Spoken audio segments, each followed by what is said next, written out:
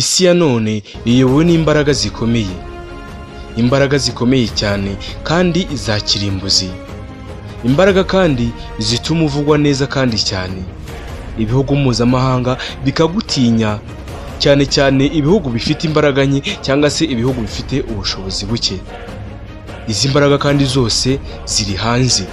Haba imbaraga zikomoka ku ngufu z'ikiremwa muntu, ubwo ni igisirikare gikomeye. Imbaraga zikomoka ku bisasu n'ibitwaro bya kirimbuzi. Imbaraga kandi zikoresha ubwenge karemano, ibi bizwi nka artificial intelligence, aho bakoresha amarobo atandukanye mu kurwanira mu kirere, mu kurwanira mu butaka no mu mazi. Hakaba kandi n'imbaraga zikoresha ikirere kandi zikomeye cyane za kajugujugu, indege zitagira abapilote, drone n'izindi ndege cyangwa se izindi mbaraga zikomeye cyane zikoreshwa mu buzima bwa buri munsi mu bihugu bikomeye n'ibihugu bifite imbaraga zikomeye ku isi cyane. Izi kandi zose ziri hejuru cyane, ariko byose bigizwe n'imbaraga za gisirikare zikomeye. Igisirikare gikoresha mu kurwana mu ntambara zikomeye cyane ku isi. Izi mbaraga kandi za gisirikare zirakomeye cyane, ziramenagura, zirashwanyaguza, twese tukagira ubwoba. Zikoreshwa mu kurinda imipaka y'ibihugu bitandukanye cyangwa se ibihugu runaka, mu kurinda abakuru b'ibihugu bitandukanye, mu kurinda ikirere runaka, mu kurinda uduce tumwe na tumwe dukomeye cyane dutuma ibihugu bihora birebana y'ingwe. Aha ni agace kazwi nka Taiwan, zone 51 cyangwa se zone 51. Hakaba kandi n'imitwe ikomeye yitwara gisirikare M23, Al-Shabaab, Al-Qaeda, FDR, FNALU, Hamas n'iyindi myinshi cyane kandi cyane ikomeye ku isi. Reka uyu munsi tuganire kandi tubabwire ibihugu bikomeye cyane mu gisirikare ndetse n'ibihugu bikomeye cyane mu isi bifite amahoro cyangwa se bikaba bifite umutekano kurusha ibindi byose ku isi. Ibi kandi bituma ibihugu bito bito biri mu migabane itandukanye cyangwa se mu bihugu bitandukanye bigera no ku isi bitinya ibi bihugu. Ibihugu kandi bikomeye mu gisirikare bituma bivuga rikijyana, haba mu gufata ibyemezo bikomeye muri politike, mu nama zitandukanye, mu masoko akomeye y'ubucuruzi runaka cyangwa se ubucuruzi butandukanye, haba mu ntwaro za kirimbuzi n'izindi z'ubumara zikomeye cyane, amato akomeye, indege zikomeye n'ibindi bikomeye cyane. Byose ibihugu bifite igisirikare gikomeye cyane biba bivuga rikijyana, ibindi bigapfukama. Nitwa Eric Nshimiyimana, murimo kumva. Naho iyi ni Bizazamenya, ubuvumbuzi, ubushakashatsi bucukumbuye, siyanse, imikino n'imyidagaduro, ibihangange muri politike n'ubuzima bw'isi muri rusange. Byose ni ahandi uzabikura atari hano kuri Bizazamenya. Wowe ukomeze ukore subscribe, ukore share mu magurupe n'ahandi hatandukanye, maze umenye amakuru mashya atandukanye kandi meza utasanga ahandi. Nawe kandi ukoze subscribe aka kanya, ndagushimiye. Menya ko utangiye urugendo rushya rwo kumenya isi n'abayituye. Nkuhaye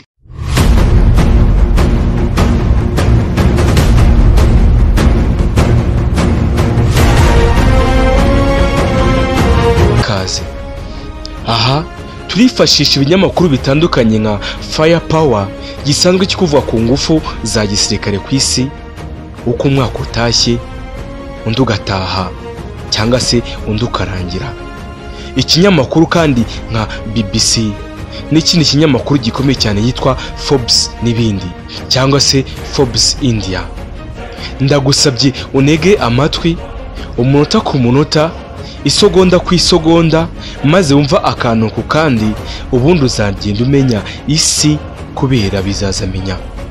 Ibihugu bifite igisirikare gikomeye cyane, ibihugu bifite amahoro cyangwa se umutekano, bikaba bironze ku isi kurusha ibindi byose. Nushake uvuge countries with the most powerful military strength, cyangwa se uvuge ngo most peaceful countries in the world. Aha igihugu cya mbere ni igihugu ubusanzwe gikomeye ku isi mu kuvuga rikijyana, maze twa duhugu duto cyane tugaceceka, tukarica, tukarimira, ni Leta Zunze Ubumwe za Amerika. Iki gihugu bishingiye kuri banki y'isi The World Bank, igisirikare giherereye mu mujyi wa Washington DC, gikoresha amafaranga angana na biliyoni 831 z'amadolari y'Amerika. Ni amafaranga menshi cyane, ndagira ngo akanya bayiguhaye wahita usara. Iki gisirikare gifite ibikoresho bikomeye cyane, haba amafaranga, umutungo kamere ukomeye cyane, tekinoloji ihambaye mu bya siyanse, indege zihambaye, ikoranabuhanga rikomeye cyane, za computer na telecommunication, byose biri ku rwego rwo hejuru cyane. Iki gisirikare kandi gifite ibikorwa by'imirimo ikorerwa mu kirere ingana n'ibihumbi 13,300. Ibi nibyo bita aircraft. Gifite kandi indege zikomeye z'intambara zirwana kandi zataka vuba vuba zingana na 131, ni attack helicopter. Iki gisirikare kandi gifite abasaga miliyoni 2 n'ibihumbi 127 n'abantu 500 bari mu gisirikare cyari.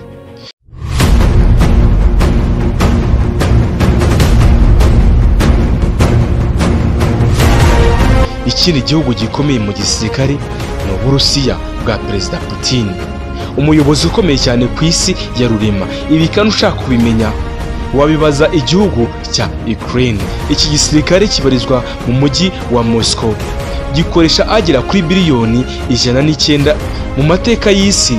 Leta Zunze Ubumwe z'Abasoviyete kugwa kwayo mu mwaka w'1991 bwaje gukomera.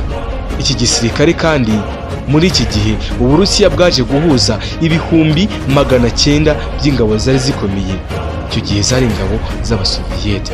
Iki gisirikare gikomeye cyane mu ikoranabuhanga ndetse na tekinoloji, ingabo zikomeye cyane kandi zitozwa bikomeye cyane. Imbaraga z'isi ziri kuri iki gisirikare, aho iki gisirikare cyatitije igisirikare cya Amerika, gititiza igisirikare cya Ukraine, gititiza kandi ingabo z'Ubufaransa, zititiza kandi ingabo z'Ubwongereza. Zose nta na kimwe cyazikoze kubera ubukomere n'ubukaka n'ubushongore bw'igisirikare cy'Uburusiya. Na n'ubu barananiwe. Gifite abasaga miliyoni 3 n'ibihumbi 570 by'aba muri iki gisirikare. Iki gisirikare murakizi, ntabwo gikunda kuvugwa cyane mu mateka n'ibinyamakuru bitandukanye, ariko kirinda ubusugire bw'igihugu cyabo neza kandi cyane. Ni igisirikare cy'Ubushinwa. Iki gisirikare kirakomeye cyane, kibarizwa mu mujyi w'Umushinwa witwa Beijing, gikoresha agera kuri biliyoni 227 z'amadolari y'Amerika.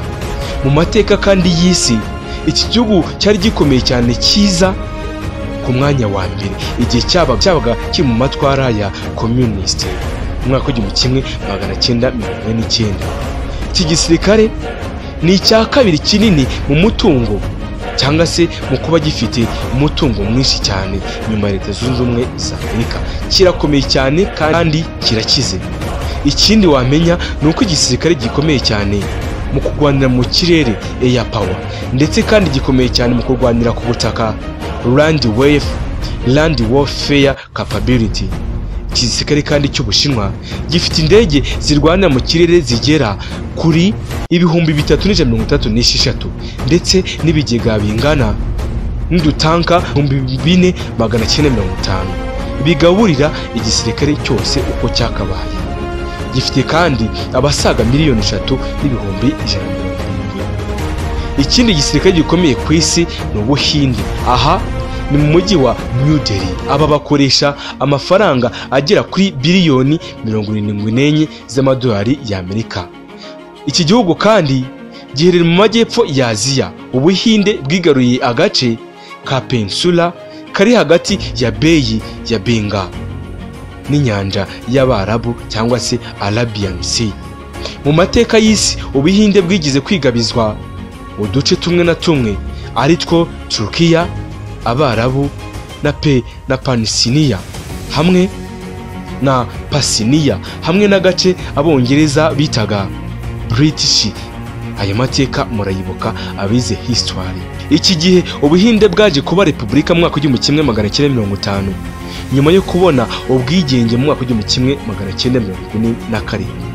Ubuhinde kandi nicyo gihugu gituwe cyane ku isi kuko iki gihugu gifite imbaraga zingana n'ibihumbi 2,210 z'indege zirwanira mu kirere aircraft n'udutanke cyangwa se tanka zigera ku 4,614. Ikindi wamenya nuko Ubuhinde bufite abasaga miliyoni 5 n'igihumbi n'ibihumbi 137 n'abantu 555 by'ababa mu gisirikare cy'Ubuhinde. Ushobora gusanga icyo gihugu gifite abasirikare benshi mu buzima bwacyo bwa buri munsi.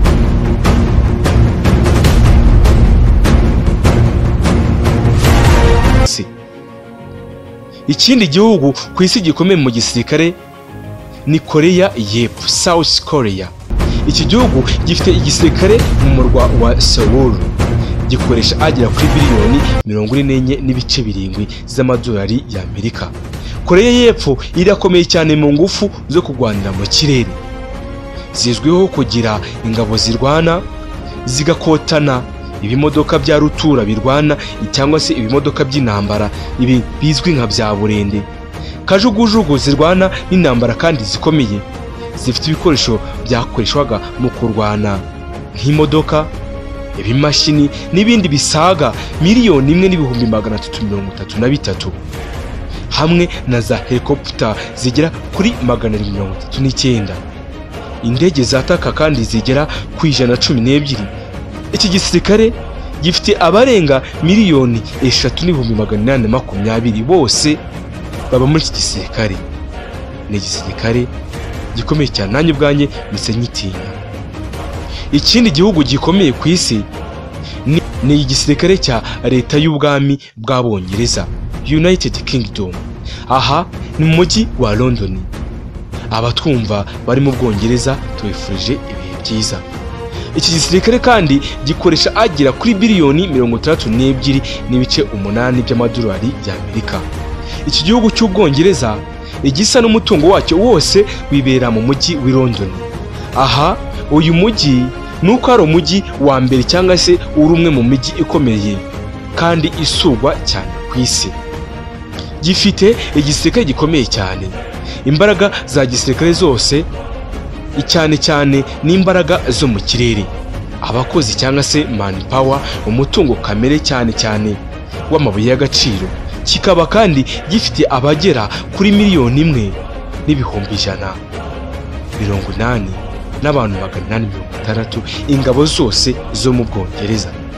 Ubuyapani cyangwa se Japanese mu mujyi wa Tokyo. Iki gihugu nacyo kirakomeye cyane mu bijyanye n'igisirikare mu isi ya rurema.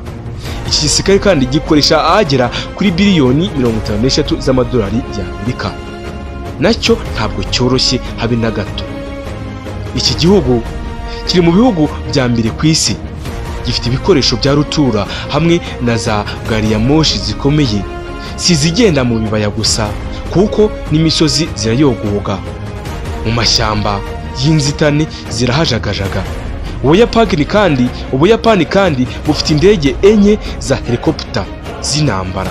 Nicyo gihugu cya kabiri mu birinzwe cyane ku isi nyuma y'igihugu cya Leta Zunze Ubumwe za Amerika. Gusa ikindi wamenya nuko iki gisirikare gifite abagera ku 500,000 by'ingabo zirwanira mu kirere, abagera ku 150,000 bya army personnel n'abagera kuri 51,000 bitwa navy personnel. Ikindi gisirikare gikomeye cyane ku isi ya rurema ni igisirikare nacyo gikomeye cyane. Ni igisirikare cya Turkiya cyangwa se Turkey. Gifite umujyi wa Ankara.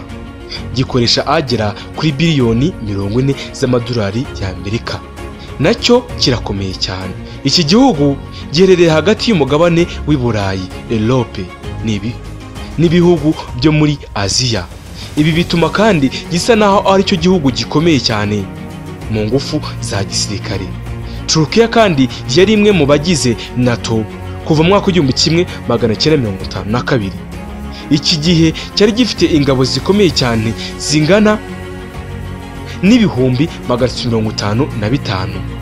Cyari igihugu cya kabiri mu bihugu byari bikomeye muri Alliance System. Abize amateka biga Japanese War murabyibuka neza. Reka noneho tubabwire ikindi gihugu gikomeye cyane mu gisirikare cyitwa Pakistan. Iki nacyo gifite umujyi wa Islamabad, gikoresha agera kuri biliyoni 6.3 z'amadolari y'Amerika. Repubulika y'Abayisilamu muri Pakistan yatangiye mu mwaka w'1947 mu kwibohora ingoyi y'Abahindu, ndetse n'Abongereza b'Abahinde bashakaga gukomeza kurinda ubutaka bw'Abanyapakistan.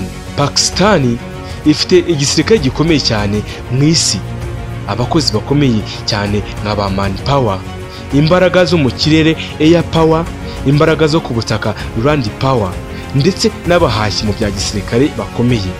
Iki gihugu kandi gifite abagera kuri 1,700,000 by'abasirikare bose bari muri iki gihugu. Ikindi gihugu cya nyuma twifuze kubagezaho uyu munsi ni Italy, gifite umujyi wa Rome. Iki gihugu kandi gikoresha agera kuri biliyoni 31.6 z'amadolari y'Amerika mu gisirikare. Repubulika y'Abataliyani iri mu bihugu by'amajyepfo y'i Burayi, muri make nayo iri mu muryango wunze ubumwe w'i Burayi, European Union. Iki gisirikare kandi cya Italy gifite indege zigera kuri 404 za helicopter, 58 muri zo ni izirwana bikomeye zitwa attack helicopter. Ikindi wamenya kuri iki gihugu kije ku mwanya wa 10 mu bisirikare bikomeye cyane ku isi ni uko gifite abagera ku 2,890. Nicyo gihugu kiza ku mwanya wa nyuma mu bihugu twifuje kubagezaho bikomeye cyane mu bihugu 10 twabateganyije. Ibi byose nibyo bizwi kandi twabakusanyirije, gusa buri mwaka bishobora guhinduka cyangwa se bakiyongera mu mubare w'amafaranga bashobora mu gisirikare. Byose bituma kandi bavuga rikijyana, barwana intambara zikomeye ku isi hirya no hino ku isi. Reka mbashimire cyane. Nitwa Eric Nshimiyimana. Ndagusaba komeza ukore subscribe, ukore share, maze ibiganiro byacu bijye bikugeraho umunsi. Ndi Nteguza naho ubutaha.